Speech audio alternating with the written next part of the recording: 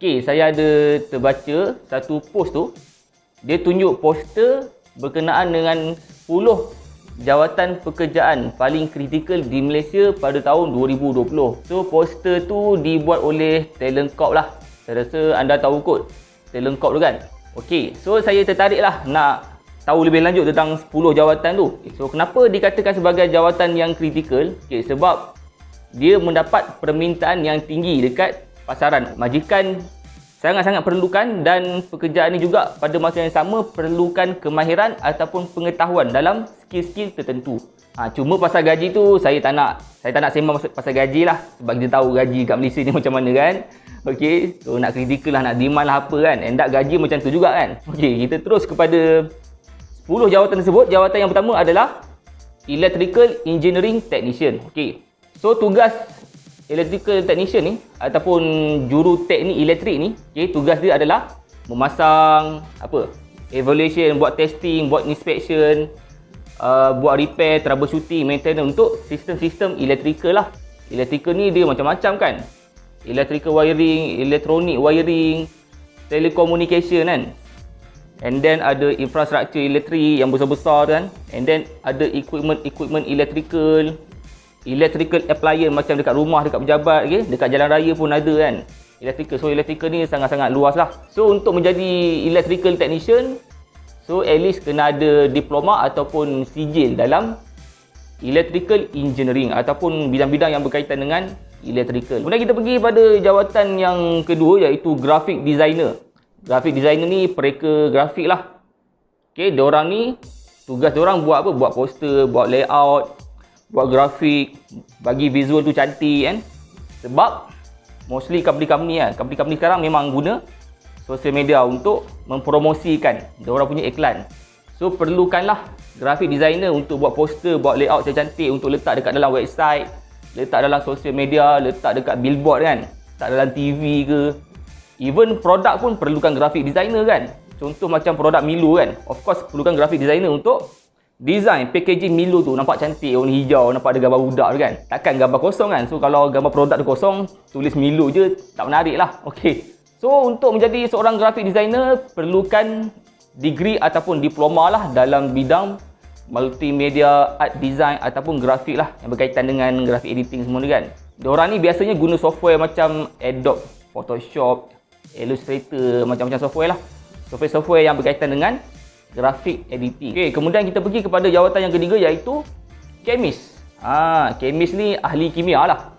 Okey, jangan confuse antara chemist dengan chemical engineer.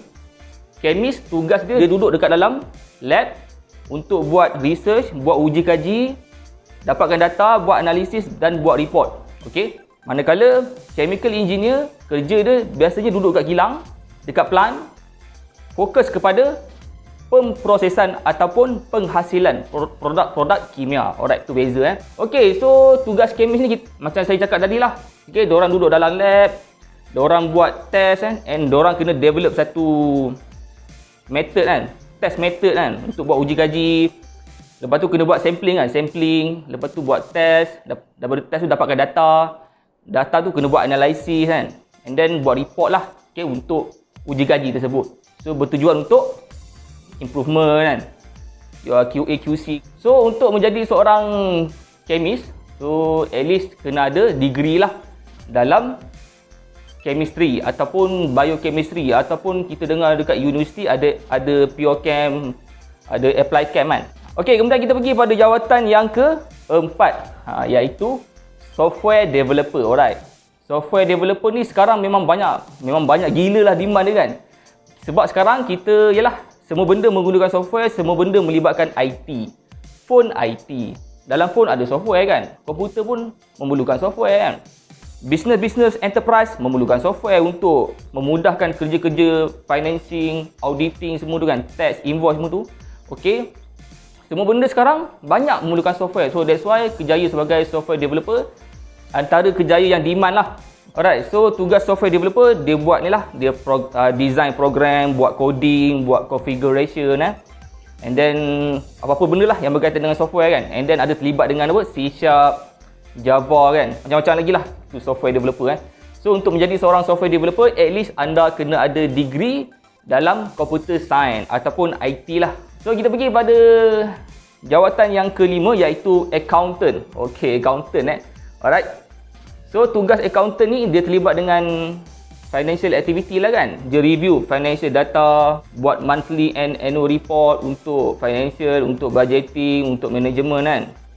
Dia monitor cash flow syarikat, apa benda lah yang berkaitan dengan financial activity kan, transaction, payment semua tu. Okay. So untuk menjadi seorang accountant memerlukan at least ijazah sarjana muda ataupun degree dalam perakaunan.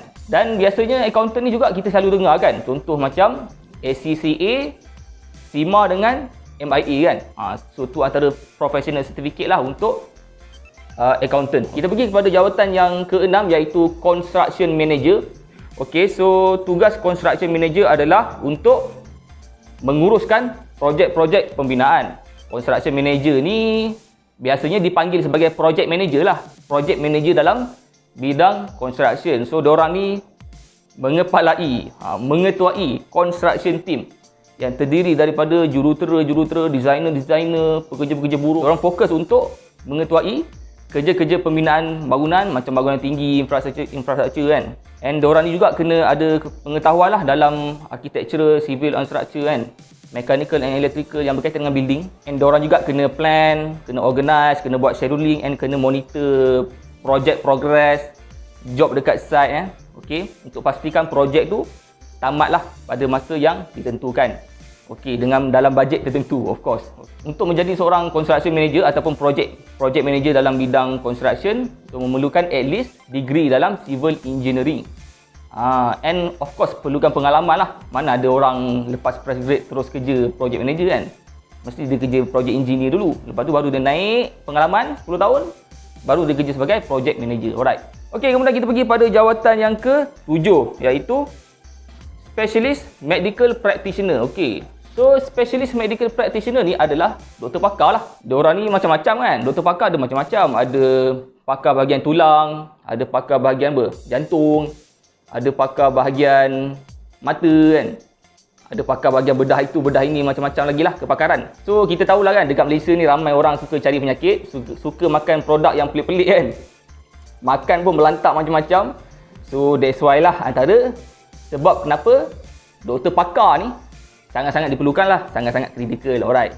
So untuk menjadi seorang doktor pakar, perlukan at least degree lah dalam perubatan, medicine kan. Ataupun biasanya saya dengar nak jadi doktor pakar biasanya kena ada master kan. Okey, kemudian kita pergi pada jawatan yang ke-8, iaitu data analyst ataupun data scientist. Jawatan ni pun selalu juga jumpa dekat dalam job street. Bagaimana kita tahu data sekarang sangat penting. Dengan data kita dapat tahu macam mana bisnes tu boleh grow. Dengan data kita dapat tahu macam mana kita punya customer, macam mana kita nak tingkatkan sales. Dengan data kita boleh tahu macam mana ekonomi kan. Dengan data kita boleh buat penyiasatan. Dengan data kita boleh dapatkan macam-macam lagi sumber yang membolehkan kita untuk memudahkan sesuatu urusan, untuk kita predict ataupun membuat forecast terhadap sesuatu data. So data ni sangat-sangat penting lah. Dalam phone ada data, laptop ada data. Kita share data dengan Facebook, kita share data dengan Instagram kan, betul? Kita post gambar, tulis ayat-ayat kutuk menteri kan, contoh kan. Benda tu semua data yang kita share di sosial media. So hidup kita sekarang ni mostly dipenuhi dengan data. Yalah, zaman IT dan zaman teknologi kan. So untuk menjadi seorang data analyst ataupun data scientist, memerlukan anda ada at least degree in computer science ataupun IT lah. And adalah software-software yang diorang gunakan macam SQL lah, macam Python, statistical programming kan. Okey, kemudian kita pergi kepada jawatan yang ke-9, iaitu mechanical engineer. Okey, mechanical engineer ni contoh macam saya lah. Okey, mechanical engineer. Mechanical engineer ni dia luas. Dia ada bahagian design kan, manufacturing kan. Contoh dia ada CAM, dia ada CAD, dia ada CAE kan. Lepas tu dia ada bahagian piping, lepas tu ada bahagian building services untuk bangunan-bangunan kan. Lepas tu ada bahagian aircon, SAV, lepas tu ada bahagian tangki, pressure vessel, ada bahagian fabrication, ada bahagian material, okey. Ada automotive, aircraft dan macam-macam lagi lah. So bidang mechanical ni dia luas. So untuk menjadi seorang mechanical engineer, memerlukan ni lah degree, at least degree dalam Mechanical Engineering. And Mechanical Engineering ni ada macam-macam kan. Kadang-kadang dekat universiti dia tengok ada degree in Automotive Engineering, ada degree in Aeronautic kan. Macam saya degree in Oil and Gas pun antara pecahan lah kepada mechanical. Tapi saya dah bercampur dah. Saya bercampur geologi, chemical, mechanical semua dah bercampur. Okey, alright. Okey, kita pergi pada jawatan yang ke-10 iaitu jawatan sebagai metal molder ataupun core maker. Metal molder ataupun core maker. Okey. Metal molder ni diorang kerja dekat foundry lah. Foundry ni kilang buat besi lah. Kalau tengok dalam kilang tu dia ada tuang besi kan. Dia buat besi tuang. Okey, diorang ni terlibat dengan casting. Casting metal. Okey. So casting metal ni kita tahulah fungsi dia untuk kita buat bahagian-bahagian yang complicated macam automotive kan. Automotive kan bahagian enjin-enjin ni kan macam ada lekuk-lekuk, garis-garis tu kan. So benda tu melibatkan casting lah. And then ada plastic injection lah. Macam-macam lagi lah. So untuk menjadi seorang metal molder memerlukan anda ada at least diploma dalam metal fabrication ataupun die tool apa-apalah. Ataupun diploma ataupun sijil dekat dalam mechanical engineering ataupun manufacturing. Alright, so itu sajalah sharing saya untuk 10 jawatan paling kritikal dekat Malaysia pada tahun 2020. At least anda tahulah apa jawatan-jawatan yang diperlukan. Okay, so itu saja. Kalau anda ada apa-apa cadangan, ada apa-apa komen, pendapat, boleh share dekat ruangan komen. Okay, kalau anda tak subscribe lagi YouTube channel saya, boleh subscribe. Okay, so itu saja. Sekian.